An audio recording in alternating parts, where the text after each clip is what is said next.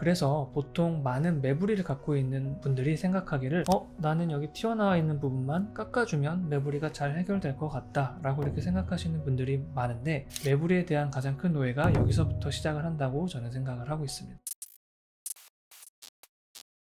안녕하세요. 성형외과 전문의 국경훈입니다. 오늘은 매부리 코에 대해서 좀 자세히 알아보려고 하는데요. 평소 매부리 코에 대해서 좀 궁금하셨던 분들께 이 영상이 도움이 됐으면 좋겠습니다.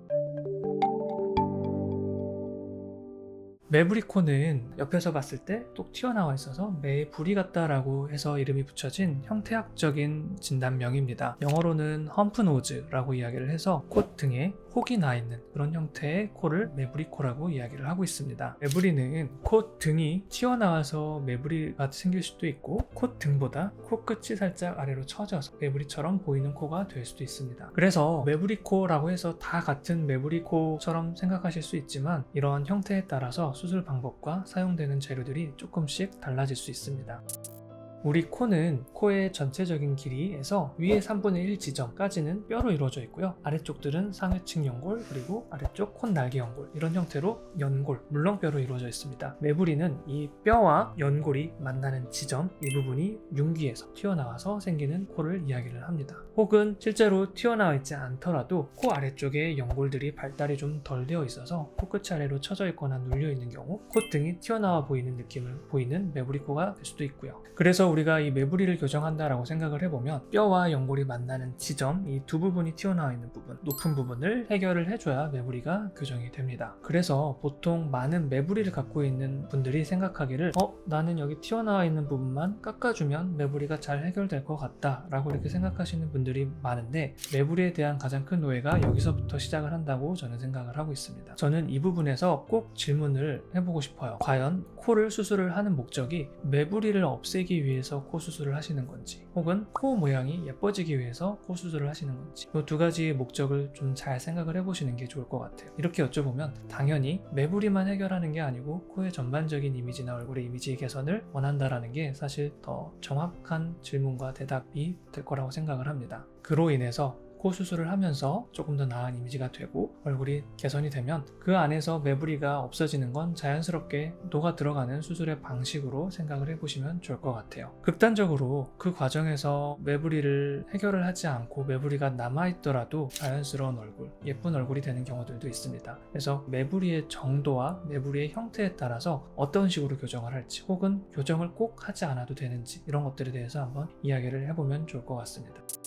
우리가 이 매부리를 교정하기 위해서는 가장 중요한 두 가지 측면을 생각을 해야 됩니다. 첫 번째는 수술의 방법, 두 번째는 수술에 필요한 재료들입니다. 수술의 방법적인 측면에서는 처음에 가장 흔한 오해라고 말씀드렸던 매부리를 깎는 거에 대한 수술 방법입니다. 보통 매부리를 해결하기 위해서는 튀어나와 있는 부분을 깎아서 해결하는 경우도 있고요. 매부리는 결국 궁극적으로는 코에 높낮이가 생겨서 생기는 구조잖아요. 그래서 매부리보다 낮은 부분, 코의 전반적인 높이를 높여주면서 해결하는 방법도 있습니다. 그래서 매부리를 갖고 계시는 분들이 가장 평가를 해봐야 되는 코의 모양은 매부리의 높이와 코의 전반적인 높이를 고려를 해봐야 됩니다. 예를 들어서 코의 높이와 매부리 정도를 우리가 그래프를 축으로 나눠서 그려보면, 코의 높이가 높아지면 높아질수록, 그리고 매부리의 정도가 심해지면 심해질수록 우리가 이렇게 정도를 나눠서 생각을 해볼 수가 있을 것 같습니다. 애초에 코가 높이가 낮은 분들, 일정 수준 이하에서는 코를 우리가 높여주면서 매부리를 해결을 하시는 것이 좋습니다.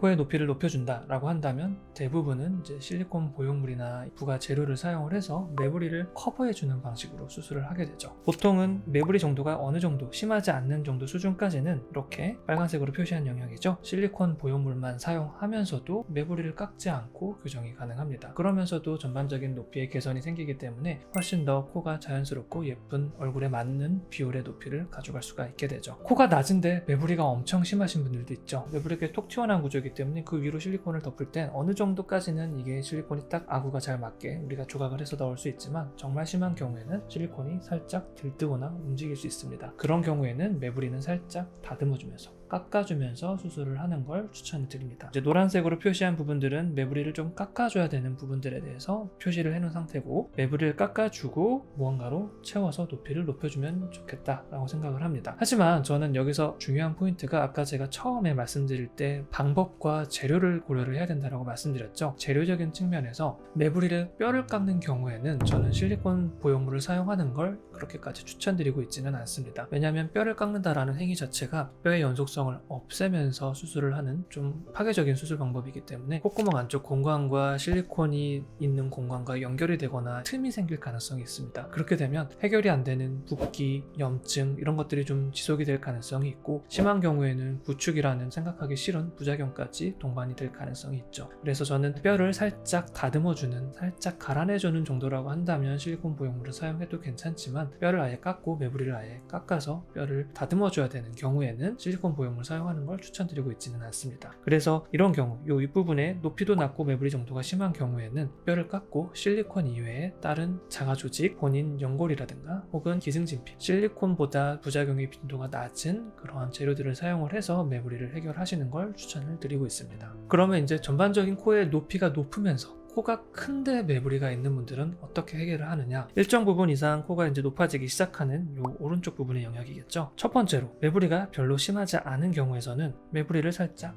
깎아서 해결이 가능한 경우가 많습니다. 매부리를 깎고 코에 좀 부족한 부분만 아주 미세하게 채워주는 형태로 교정이 가능하고, 매부리가 생기는 큰 이유 중에 하나가 튀어나와 있는 것도 있지만 코끝이 처져서 떨어져서 생기는 매부리도 많다라고 말씀을 드렸죠. 대부분의 경우에서는 콧대의 높이가 높은데 매부리가 생기는 경우는 코끝이 떨어져서 코끝이 콧등 라인에 못 미쳐서 생기는 매부리 형태가 상당히 많기 때문에, 그런 경우에는 매부리를 아주 살짝 깎아주고 다듬어주고 코끝의 위치를 잡아주면서 해결하는 형태로 매부리가 교정이 되는 경우들이 많습니다. 제일 어려운 경우인데, 코도 높고 매부리도 큰 경우는 그러면 어떻게 하느냐? 이런 경우에는 경우에 따라서 살짝 다를 수 있습니다. 매부리를 그냥 깎아서만 해결할 수 있는 경우라고 한다면 그게 가장 베스트가 되겠죠. 보통은 뼈의 두께 이상으로 깎기 시작하게 되면 콧등 부분, 이 뼈 부분이 살짝 연속성이 깨지면서 보통 오픈루프 혹은 개방천정 변형이라고 이야기를 하죠. 코에 뼈가 없어지는 이제 그런 상황이 생기기 때문에, 그러면서 이제 살짝 절골까지 해서 코 안쪽으로 그런 틈을 없애주는 수술 방법도 있지만, 저는 그렇게까지 매부리를 깎아서 해결하는 건 사실 바람직하지는 않다라고 생각을 합니다. 왜냐하면 코의 가장 중요한 핵심적인 부분, 키스톤이라고 하는 부분도 손상이 될 가능성이 있기 때문입니다. 그래서 이런 경우에는 최대한 깎을 수 있을 때까지 깎고, 코의 높이가 높아지지 않는 수준에서 그런 정도 수준까지만 채워줄 수 있다라고 한다면 위아래를 정말 아주 살짝만 채워서 해결하는 경우도 있습니다. 근데 정말 극단적으로 코가 크고 높은 분들은 이런 매부리가 완벽하게 해결이 안 되는 경우들도 있죠. 그런 분들은 지금보다 매부리가 훨씬 더 완만해지고 자연스럽게 코 모양이 아주 약간의 굴곡은 남아있을 수 있다라고 설명을 드리고 수술을 진행하기도 합니다. 코 모양이 나는 그래도 매부리가 없어지는 게 중요하다, 콧대가 많이 높아지고 아바타가 돼도 상관없다 라고 이야기하시면 사실 그렇게 수술을 진행하는 경우도 있지만, 일반적인 경우는 아니기 때문에 이것들은 상담을 통해서 어느 정도까지 코가 깎을 수 있는지, 어느 정도까지 코를 높일 수 있는지 이런 것들을 고려를 해보시면 좋을 것 같습니다.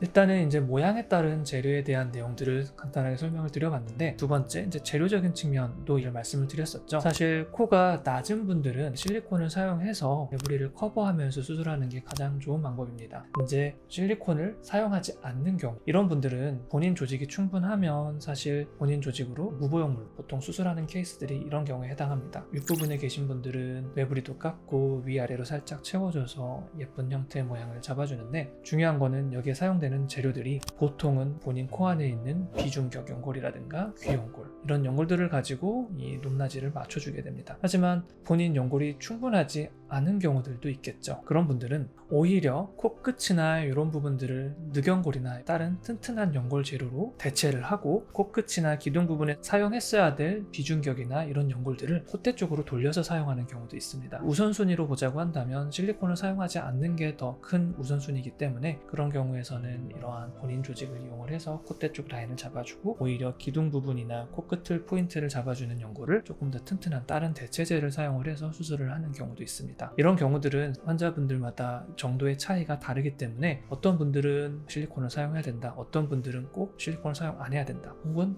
늑연골이나 이런 다른 재료들이 매부리 코 수술할 때도 필요한 경우들이 생길 수 있게 됩니다. 이러한 정도나 코의 수술 방법이나 재료를 선택하기 위해서는 현재 코의 객관적인 높이라든가 매부리 정도를 정확하게 파악하는 게 중요하고요. 코 안쪽의 내용들은 CT나 영상의학적 장비를 동원을 해서 확인을 해보는 작업이 꼭 필요합니다.